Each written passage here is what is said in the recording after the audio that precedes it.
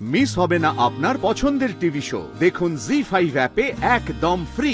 জোনাকি বিশ্বাস সত্যি কথা বলছে না মিথ্যে কথা বলছে তার বিচার করবে মহামান্য আদালত। রঘু রায়কে আমি এত সহজে বেল পেতে দেব না। সম্মান শ্রদ্ধা করার মানে এটা যেন কেউ ভেবে না বসে যে জোনাকিকে যখন তখন লাথি ঝাঁটা মারা যায়। বুঝতে পারলি? জজ সাহেব, যারা অন্যায় করে তাদেরকে সাজা পেতেই হবে। উনি গুন্ডাদেরকে দিয়ে আমাকে অপহরণ করিয়েছিলেন, তারপর তাদের টাকাও দিয়েছিলেন। আমি নিজে চোখে দেখেছি। এবং তারপর সেই গুন্ডারা আমাকে একটা গোডাউনে আটকে রাখে। এইবারে আপনার সাথে কথা বলছে জোনাকি বিশ্বাসের উকিল, ইওর অনার। জোনাকি বিশ্বাস সত্যি কথা বলছে না মিথ্যে কথা বলছে তার বিচার করবে মহামান্য আদালত। তবে একটা কথা আপনি ভালো করে বুঝে নিন, রঘু রায়কে আমি এত সহজে বেল পেতে দেব না।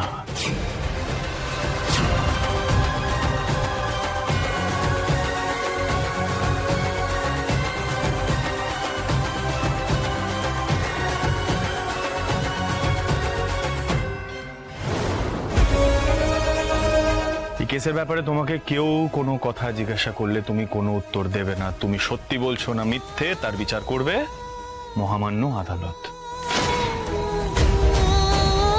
ভিতরে চলো।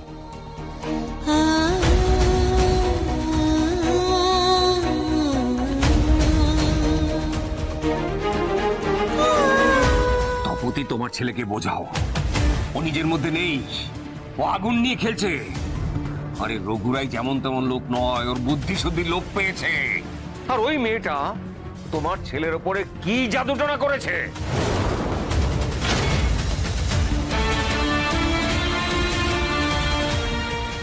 মা, জাস্টিস মেটারের একটা ক্লাস আছে তো, জাদুটনায় বিশ্বাস করাটা কি ওনাকে মানায়? আমার মনে হয় না ওনাকে স্যুট করে খুব একটা এই ব্যাপারটা। তবে একটা কথা আপনি জেনে রাখুন, ধ্রুব মিত্তিরের ওপরে জাদুটোনা করা যায় না। আমি নিজের বিচার বুদ্ধি দিয়েই সব সিদ্ধান্ত নিয়েছি এবং আগামী দিনেও নেব। তবে আপনি রেডি থাকুন জাস্টিস অজয় মেটা, ধ্রুব মিত্তির কাল কোর্টে সত্যিটা প্রমাণ করেই ছাড়বে।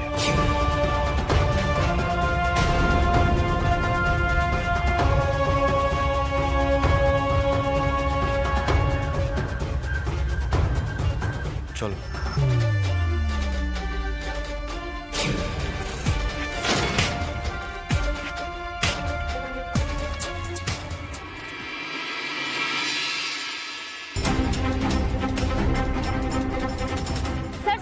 রঘু রায়কে কেন অভিযুক্ত করা হলো স্যার? No comments please. আপনাদের আমাদের প্রাইভেসিটা একটু রেসপেক্ট করতে হবে। তদন্ত চলছে। না না না, কিছু বলা যাবে না। আমি বললাম তো তদন্ত চলছে, এখন কিছু বলা যাবে না, আমরা কোনো কমেন্ট করতে পারবো না। ঠিক আছে, চলো যে স্যার প্লিজ স্যার একটু ফোন করো। এখন স্যার জোনাকি, জোনাকি, জোনাকি কোথায় গেল?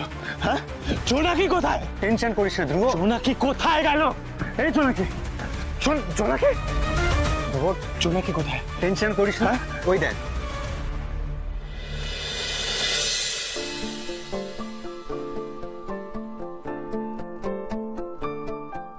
দাদু,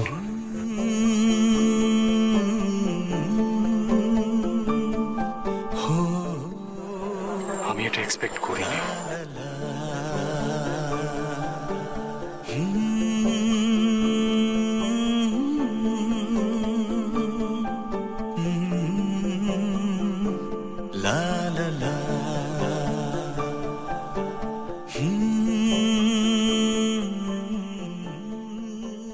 আমাকে দাদু ফোন করেছিল নাতিবাবু, বলছে জোনাকি বিশ্বাস কাল আমি কোর্টে যাব আর দেখব ধ্রুব মিত্তির কত বড় উকিল হয়েছে, কিভাবে সে তার বউকে বিচার পাওয়ায়।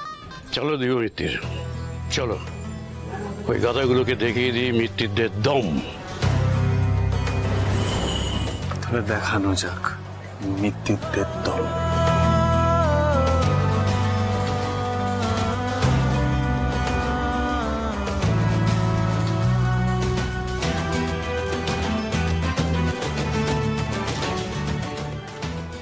বলেছে প্রতিটা সকাল নতুন হয়, কথাটা সত্যিই সাজে। আজ কোর্ট রুমে রয়েছে রঘু রায় এবং ধ্রুব মিত্র। একজন ছিলেন সিনিয়র অ্যাডভোকেট এবং আরেকজন জুনিয়র লয়ার। সেই রঘু রায়কেই অভিযুক্ত হিসেবে কোর্টে টেনে নিয়ে এসেছে ধ্রুব মিত্র।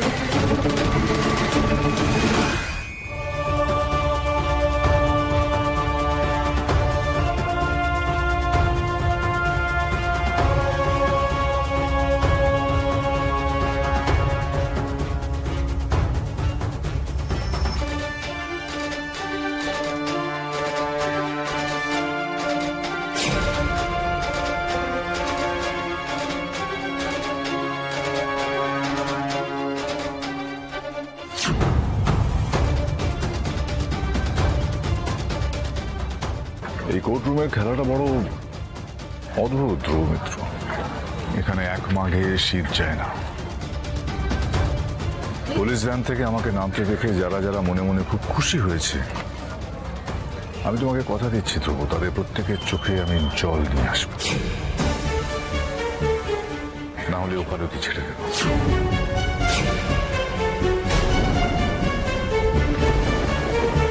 আমি এখানে শুধু সত্যিটা প্রমাণ করতে এসেছি অ্যাডভোকেট রায়। আপনি আপনার ইগো নিয়ে বাঁচুন, আমি আমার ভ্যালিউজ নিয়ে।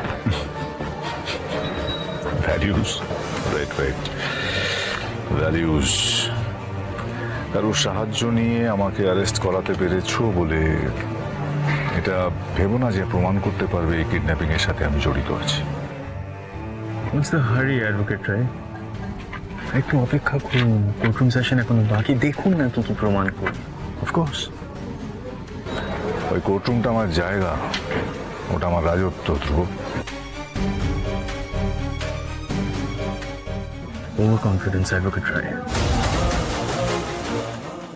আগের বার আপনার জায়গায় দাঁড়িয়ে আপনাকে খুন প্রমাণ করেছিলাম, ভুলে গেছেন বোধহয়। ভুলিনি, কিন্তু কি জানো তো, যারা বয়সে ছোট তারা ভাবে সবকিছুতে তালেবর হয়ে যাওয়াটা বড্ড সোজা। দেখি দেখি তুমিও কতটা তালেবর হতে পেরেছো।